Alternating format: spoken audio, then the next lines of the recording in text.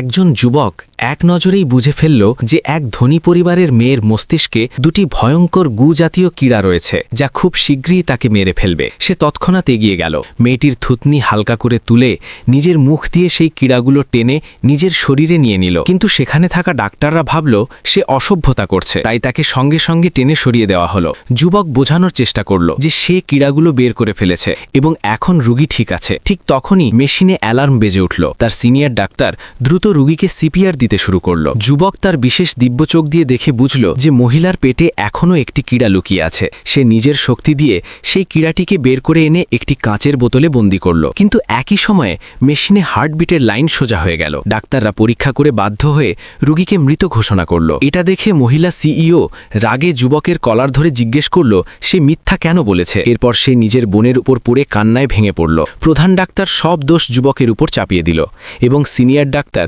তাকে সঙ্গে সঙ্গে চাকরি থেকে বের করে দিল। অসহায় যুবক কিছু বলতে পারল না, সেখান থেকে চলে গেল। কিন্তু সে বাইরে বেরোতেই হঠাৎ রোগী অলৌকিকভাবে আবার জেগে উঠল। এটা দেখে সবাই অবাক ও খুশি হয়ে গেল। হাসপাতালের পরিচালক জানতে পেরে বললেন এই সব কিছু ওই যুবকের কারণেই হয়েছে, তাই তাকে দ্রুত ফিরিয়ে আনার নির্দেশ দিলেন। কিন্তু ততক্ষণে সে চলে গেছে, তার ফোনও বন্ধ। এদিকে যুবক বাড়ি ফিরে দেখে তার গার্লফ্রেন্ড তার পুরনো প্রেমিককে বাড়িতে এনেছে। লোকটি তাকে তাচ্ছিল্য করে বলে সে আর মেয়েটি আবার একসাথে হয়েছে।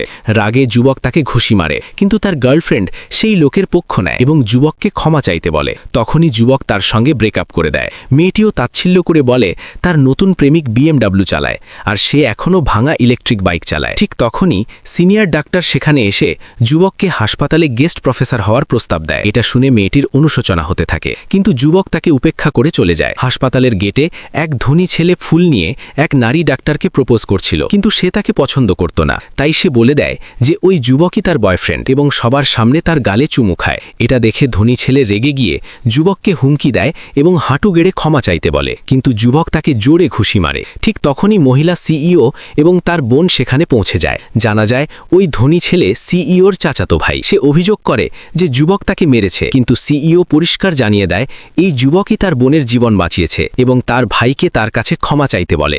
বাধ্য হয়ে সে ক্ষমা চায়। এরপর সিইও যুবককে সম্মান জানিয়ে 5 কোটি টাকার ব্ল্যাক কার্ড উপহার দেয়, কিন্তু তার বোন বিশ্বাস করতে পারে না যে একজন ইন্টার্ন তার জীবন বাঁচিয়েছে।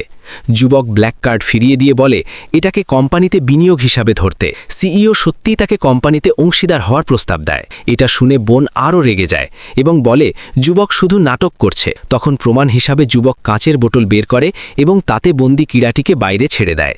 কিন্তু কীড়াটি বের হতেই সঙ্গে সঙ্গে সিইওর বোনের শরীরে ঢুকে পড়ে এবং মেয়েটি আবার হঠাৎ মাটিতে পড়ে অজ্ঞান হয়ে যায়।